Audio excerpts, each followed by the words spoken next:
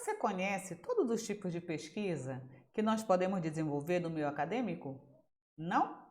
Então fica comigo que depois da vinheta eu te explico.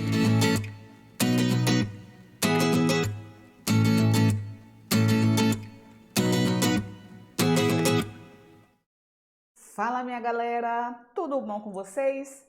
Vocês que são da turma da metodologia, sejam bem-vindos, sejam bem-vindas aqui no nosso canal.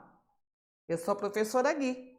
Se é a tua primeira vez aqui conosco, sinta-se abraçado ou abraçada. E se ao final de tudo que ouvires, veres, sentires, bateres o papo, gostar, deixa o teu like e aproveita e se inscreve no nosso canal. Vamos aumentar a nossa comunidade Bíblia Responde. Hoje nós estamos dando início a uma nova playlist. Nós iremos estar trabalhando os tipos de pesquisa que nós podemos desenvolver no nosso ambiente acadêmico. Então hoje nós iremos estar iniciando a nossa parte 1 do assunto tipos de pesquisa. Você lembra ainda o que é uma pesquisa e o que é uma pesquisa científica? Se você não lembra, dá uma parada, vai aqui na nossa playlist lá do que é pesquisa e conhecimento e aí você começa a entender o que é que diferencia uma pesquisa da pesquisa científica de forma mais calma, porque aqui vai ser super rapidinho. Nós já vimos que a pesquisa, ela é considerada uma pesquisa científica se ela apresentar duas características importantes. A primeira é a questão da metodologia. E a segunda característica é a questão da sistematização. Assim sendo, a pesquisa científica passa a ser o estudo onde você vai querer verificar se a tua hipótese é verdadeira ou é falsa a partir do processo metodológico ou metódico e do processo sistemático. A pesquisa científica, nós também já vimos, ela pode se dar de duas formas, por uma curiosidade ou por uma necessidade. Quando a gente fala que é curiosidade, a gente está trabalhando as razões de ordem intelectual. E quando você fala que você vai fazer um estudo por uma necessidade, nós estamos olhando para as razões de ordem prática. Não entendi, Guilhermina. O que é ordem intelectual e o que é ordem prática? A ordem intelectual é quando ninguém te manda fazer aquele estudo. Por uma curiosidade, despertou aquela vontade. Enquanto que quando é a necessidade, você tem uma questão real e tem que solucionar essa questão. Então, por isso que, em nível de conceituação, a pesquisa que se dá por uma curiosidade, a pesquisa que está voltada para a razão de ordem intelectual, ela visa alcançar o saber para satisfazer o teu desejo em aumentar o conhecimento acerca de determinado fenômeno. Em contrapartida, aquela pesquisa que você faz por necessidade, ou seja, a partir de uma ordem prática, é aquela que visa atender às exigências da vida moderna, no sentido de estar apresentando soluções a problemas concretos. Isso significa que eu tenho duas formas que vão despertar o meu desejo de fazer aquela pesquisa, ou por curiosidade ou por necessidade. Isso significa, então, dizer que eu tenho duas formas de pesquisa. A pesquisa pura, que também é chamada de pesquisa básica, e a pesquisa aplicada. Então, quando você for fazer uma pesquisa, ela pode ser a pesquisa pura ou básica, ou seja, ninguém te mandou fazer aquele estudo. Você acordou por uma curiosidade, eu quero fazer esse estudo. Ou para confirmar algo, ou para identificar algo, ou para sugerir algo, mas você quis fazer por livre e própria vontade. Agora, se você tem um problema real, algo que tem que ser solucionado, e você é obrigado ou obrigada a desenvolver um estudo para apresentar uma solução, aí ela passa a ser uma ciência aplicada, ok? Então, esses são os dois tipos de processo científico.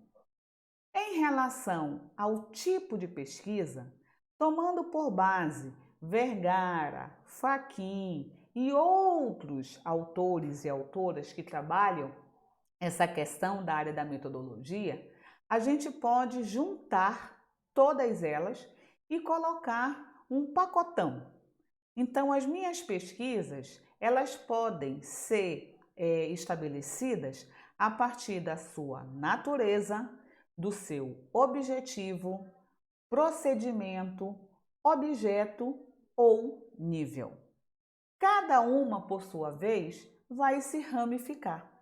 A pesquisa quanto à sua natureza, ela pode ser ou um trabalho científico original ou um resumo de assunto.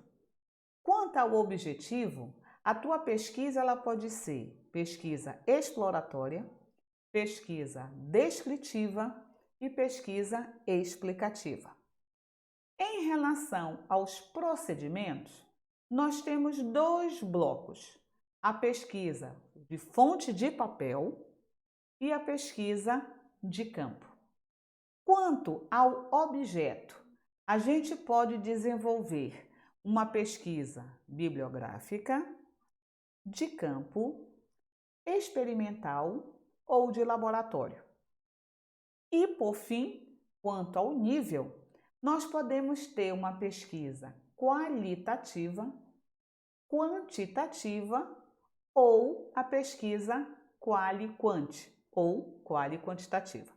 Eu sempre chamo só quali-quant, ok?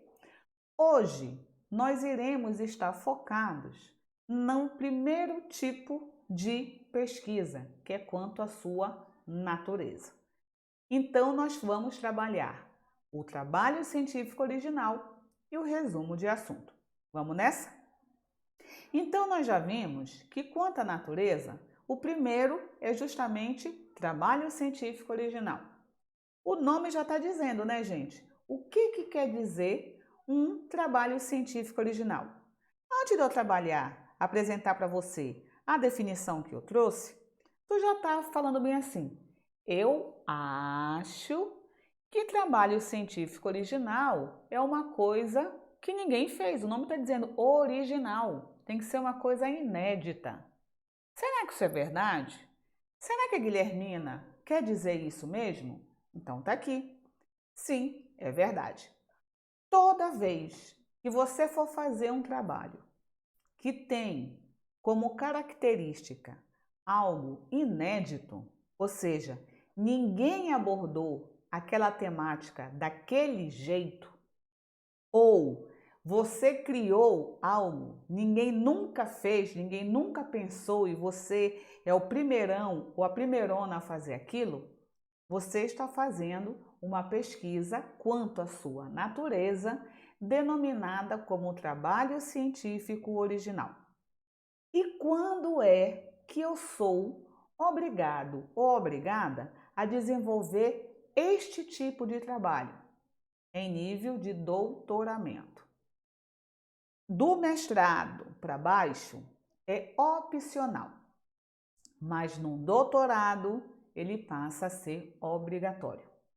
Assim sendo, nós temos que levar em consideração o que eu vou dizer que é inédito, já que para o doutorado eu sou obrigado ou obrigado a apresentar algo inusitado.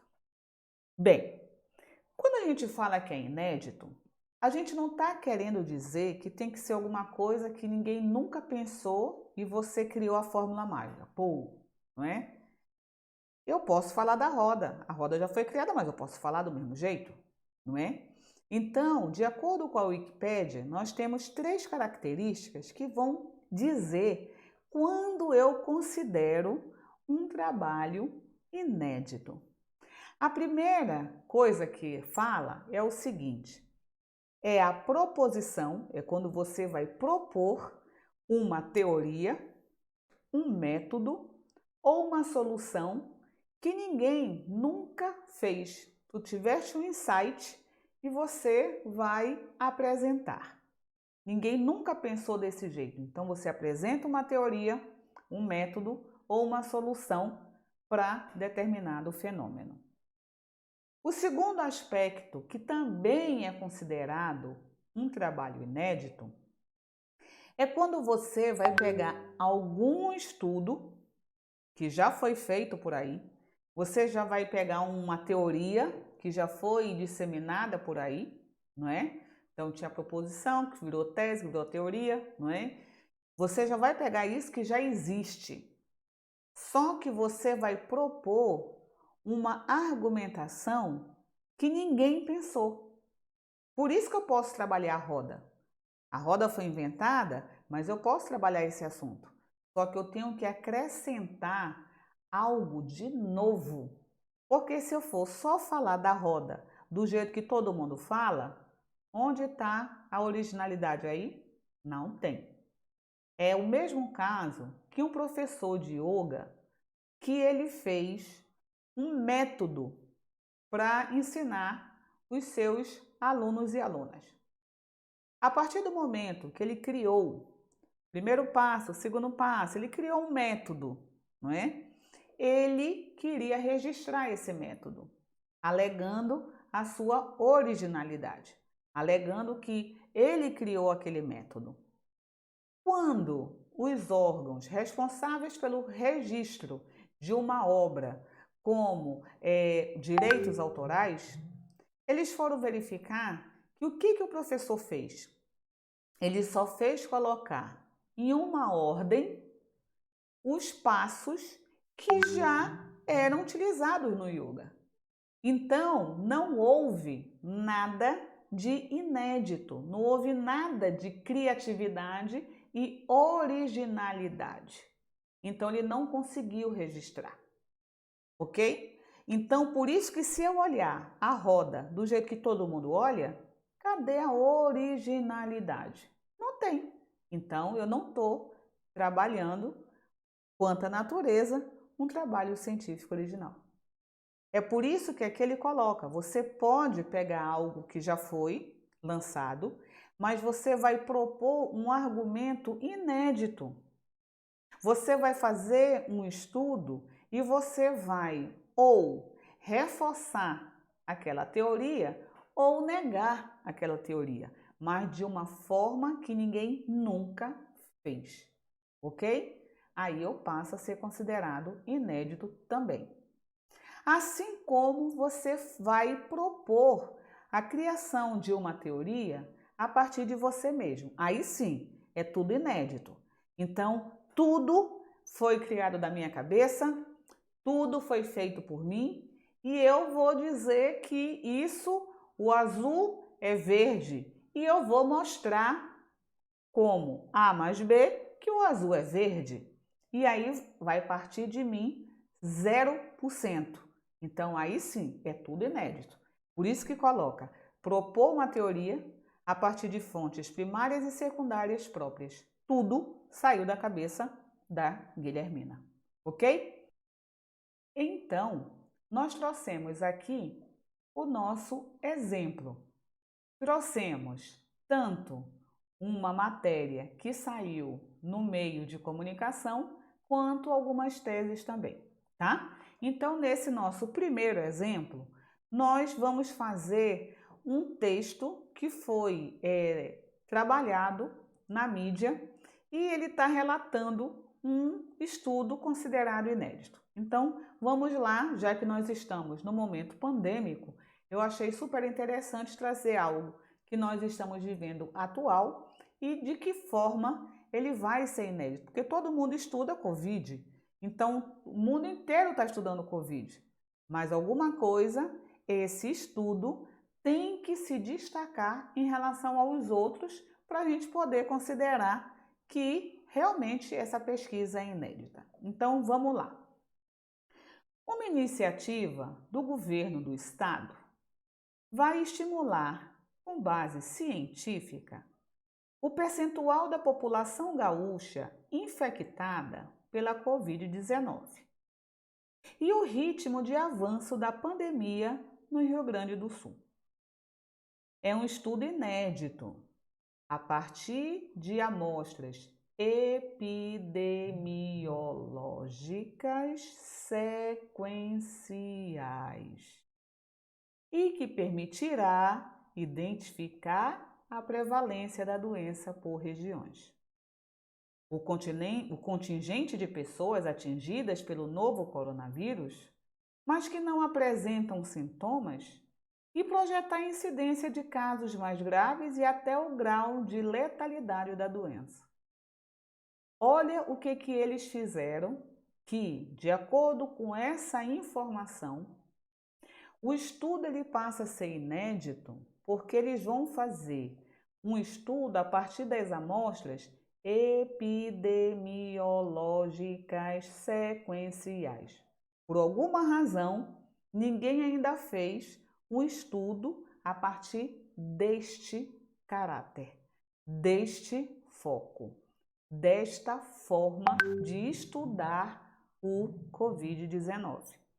Entenderam? Então, pegou um assunto que já está na natureza, que já está aí na praça, mas vai apresentar algo de não é só criatividade, mas originalidade, ok? Então tem que ser um estudo que ninguém fez. Então até agora ninguém fez um estudo a partir desse tipo de amostra. E como esse estudo vai ser o primeiro a fazer uso do estudo a partir deste tipo de amostra, esse estudo passa a ser considerado inédito. Entenderam? Tá? Para a gente poder entender agora em relação às teses. Então, aqui já é um trabalho que já foi defendido pela Larissa. Então, o que a Larissa fez? Ela está estudando os dados da web, como um monte de gente estuda, mas alguma coisa ela tem que se destacar em relação aos demais. Então vamos nessa para a gente descobrir o que ela tem de diferente, o que ela tem que os outros não têm, não é? Então vamos lá. Isso é justamente o resumo da tese que está disponibilizada na nossa internet, tá? E tem os dados tanto da autora quanto a tese, então você consegue ver, caso tenha interesse, e ver o trabalho da Larissa por inteiro. Então vamos nessa. Ela diz o seguinte: em um ambiente de dados como a web, a publicação de dados ainda é vista como um contexto de processo de descrição sem padronização. É que a internet todo mundo pensa que é terra sem lei, né? Uma vez que, para cada domínio, criam-se diferentes formatos e modelos de dados. Para melhorar a interoperabilidade semântica sobre esses destaques ou repertórios heterogêneos, a web semântica tem sido adotada, permitindo assim a troca, reuso ou a coleta de recursos digitais. O objetivo deste trabalho é propor um framework com a finalidade de guiar, por meio de diretrizes e recomendações, o processo que gera todo o contexto necessário ao processo de extração, limpeza, enriquecimento e mapeamento de dados, descrevendo os seus passos de forma organizada e sequencial. Então percebam aqui que ela está dizendo que todo mundo faz esse negócio da web, é tudo sem padrão, cada um faz da sua forma como quer. Então o que ela quer? Ela quer propor uma padronização, no sentido das pessoas conseguirem extrair, limpar, enriquecer e mapear os dados. E para que as pessoas consigam fazer o processo de extração, limpeza, enriquecimento e mapeamento, ela propõe um modelo para que todos sigam de forma padronizada. Então, ela propõe o quê? Um framework. Então, é aí que tem a originalidade. Ela está propondo algo para ser aplicado pela sociedade que faz uso desse material, dessa praia aí de informática, ok? E temos mais uma tese, que é a do Fábio. Esse resumo estava muito grande, por isso que eu coloquei bem pequenininha a minha letra. Agora que eu não sei se eu vou conseguir enxergar direito, não é? O que o Fábio ele fala?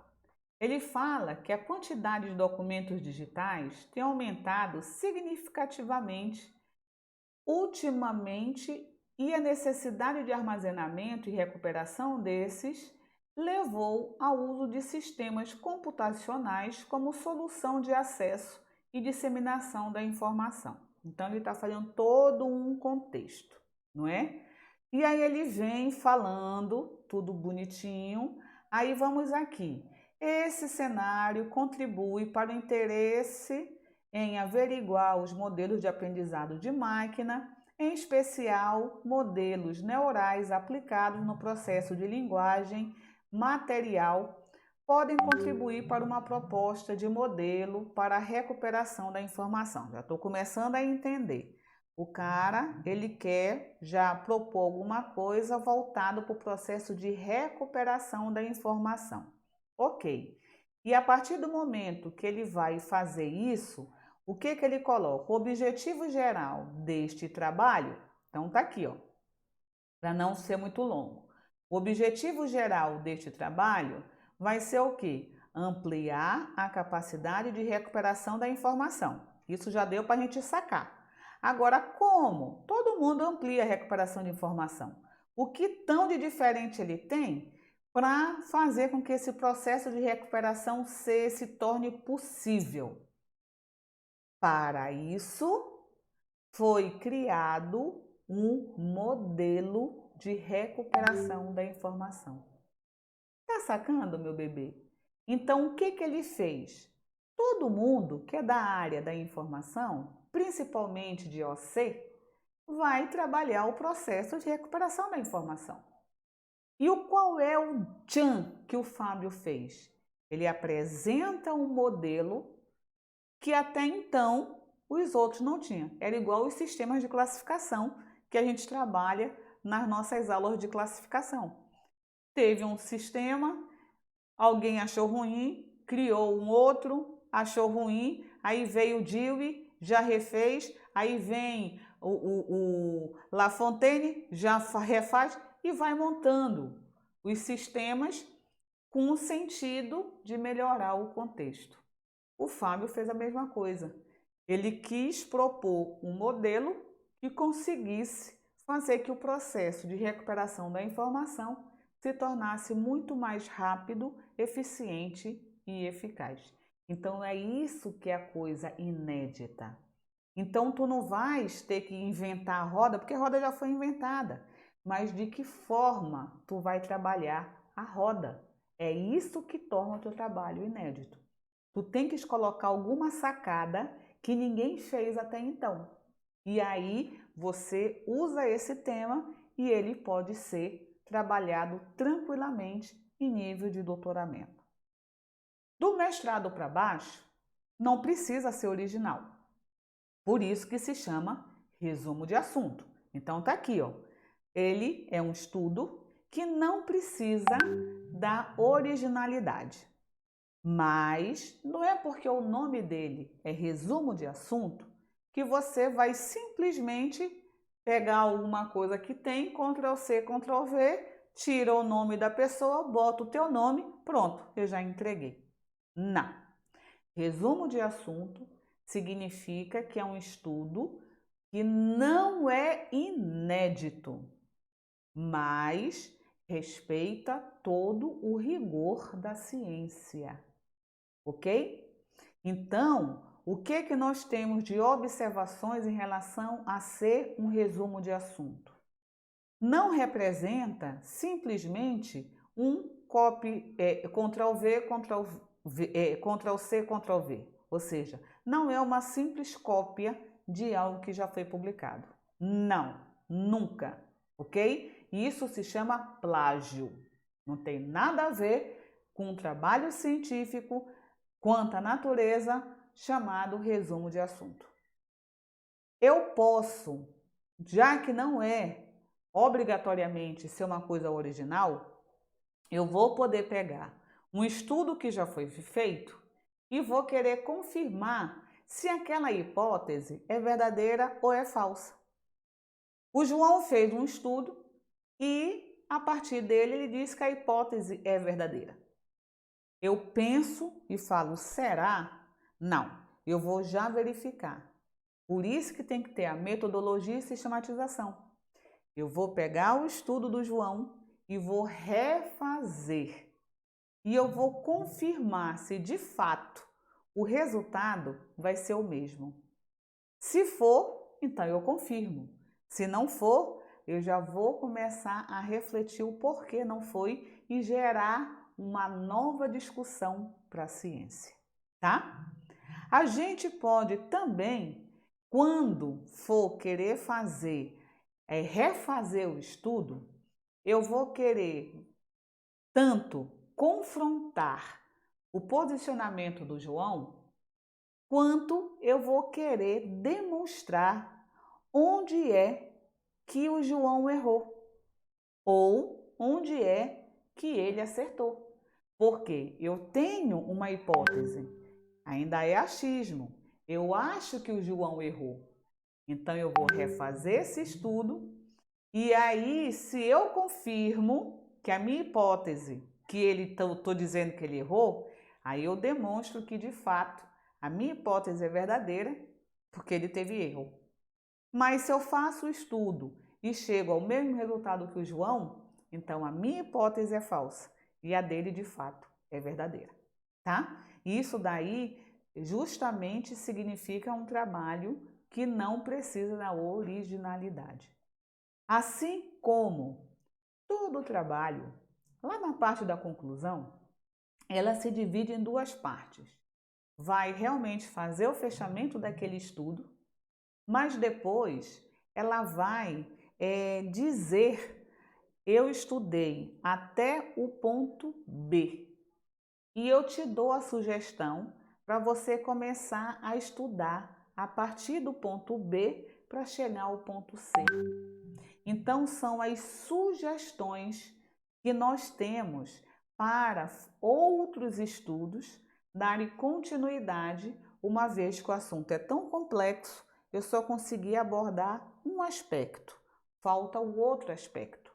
E aí eu sugiro para o meu leitor continuar da onde eu parei para verificar se de fato a hipótese é verdadeira ou é falsa. Então, eu também posso fazer isso. Quando eu faço isso, mas você, Guilhermina, pegou o trabalho que era do João.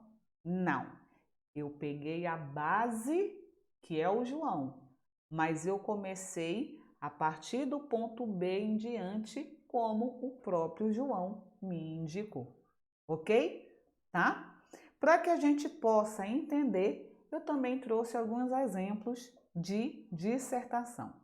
A primeira dissertação é a da Raquel. Olha o que a Raquel coloca. Nesse sentido, a presente pesquisa objetiva analisar como os registros bibliográficos de teses e dissertações da Universidade Federal de Santa Catarina, das áreas de literatura e ciência, serão afetados com os padrões do Código RDA. Bem, o que ela fez? Ela vai analisar as consequências que o Código RDA vai promover no processo técnico das áreas de literatura e cinema. E ela vai fazer esse estudo não é em qualquer banco de tese e dissertações. Ela vai se voltar apenas para o banco de teses e dissertações da UFSC. E não vai pegar todas as teses e todas as dissertações. Ela vai pegar especificamente a área da literatura e do cinema, porque, de acordo com a hipótese da Raquel, essas duas áreas elas vão ser extremamente afetadas, ou seja, não completadas, não contempladas, desculpe, com o código do RDA que vem para substituir o ACR2, não é? Então, ela está pegando, pode ser que outras pessoas já fizeram esse estudo. Não precisa, como é mestrado, ela sair procurando se alguém já fez esse estudo. No meu, quando for tese, eu tenho que verificar. Por quê? Se eu quero fazer esse estudo, mas a Raquel já fez antes de mim, cadê a minha originalidade? Então, no doutorado, eu sou obrigada a fazer essa busca. No mestrado, não. Mas, Guilhermina, se do mestrado, não, e eu vou fazer o mesmo trabalho da Raquel, não vai ser uma cópia? Não vai ser um plágio? Não. Irmão gêmeo pensa igual? Não. Se eu for estudar contigo uma disciplina, a gente começa a estudar tudo. Quando a gente for fazer a nossa prova, quando começar a escrever, a gente pode falar a mesma coisa, que o Brasil é bonito. Você fala curto e grosso ou curto e grossa. O Brasil é bonito. Eu, que nunca sei ser sucinta, o Brasil, vírgula, que foi descoberto, entre aspas, no ano de 1500 por uma frota portuguesa que achou aquela terra brilhante, cheio das Amazonas, vírgula, com uma fauna e flora extremamente fastos, é lindíssimo, belíssimo aos nossos olhos. Falei a mesma coisa que você, só que olha a enrolação que eu fiz para dizer a mesma coisa que tu fizeste. Por quê? Porque nem irmão gêmeo pensa igual. Então eu posso pegar o mesmo assunto, literalmente, o mesmo assunto, o mesmo foco, o mesmo aspecto e mandar para duas pessoas fazerem, vão fazer duas dissertações diferentes. Porque as pessoas têm características diferentes. Eu posso ler até as mesmas fontes de informação, mas quando a gente for fazer o trabalho, vai sair diferente. É impossível, a não ser que seja plágio, como eu já te falei, tá? Vamos lá para o nosso exemplo da Silvana. O que a Silvana quer? A leitura documentária consiste na identificação e extração de conceitos que irão representar o conteúdo dos documentos. Difere da leitura normal, porque ocorre em condições específicas e contextos diferentes. Considerando que a leitura documentária de jornais, então já não é de qualquer leitura documentária, que eu posso fazer em jornal, eu posso fazer em revista, eu posso fazer em livro e assim vai embora, tá? Então a gente já viu que o foco dela é justamente jornal, não é?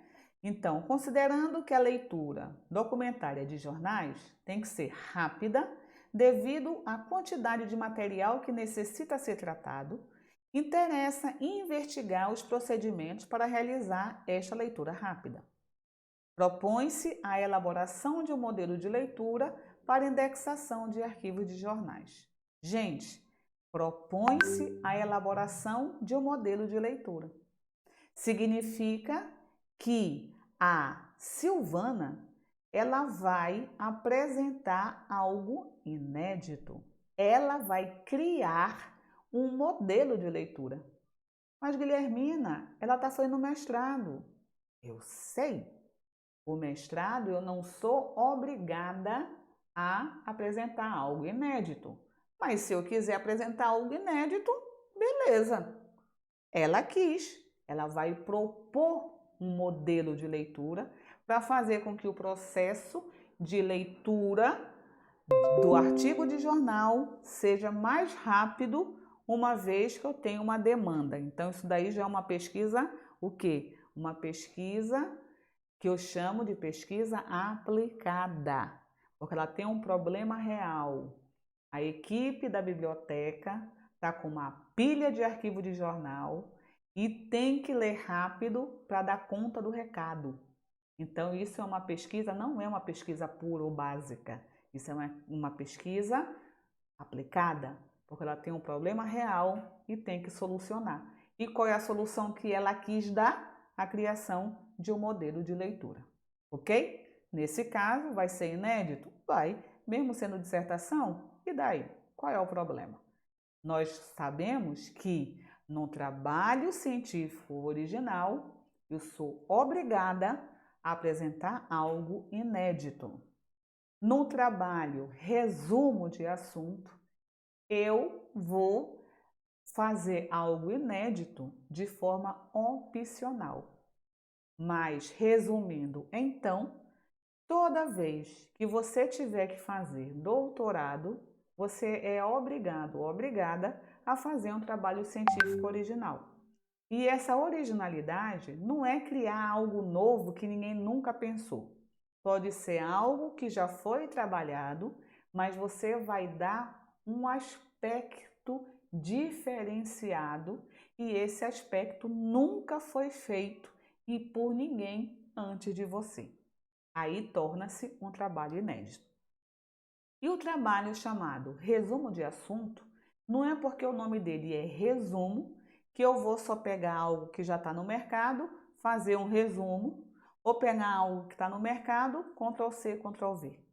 Chama-se resumo de assunto, por quê? Porque esse assunto já foi trabalhado por alguém, já foi divulgado no meio acadêmico, e você vai pegar esse material, que pode inclusive ser o mesmo material, para refazer ou para confirmar ou para contrapor aquele posicionamento do autor anterior. Mas, quando você for fazer isso, obrigatoriamente você vai apresentar outra fundamentação teórica, outros fundamentos, outros pontos de vistas, ou seja, um outro trabalho, ok? E por aqui, meus amores, a gente vai ficando. Se porventura você gostou do que viu até aqui, do nosso bate-papo, fique à vontade para dar o teu like, se inscrever no canal, ativar o sininho e também nos seguir nas redes sociais. Eu espero que você fique bem, você fique com Deus e até o nosso próximo encontro. Tchau, tchau!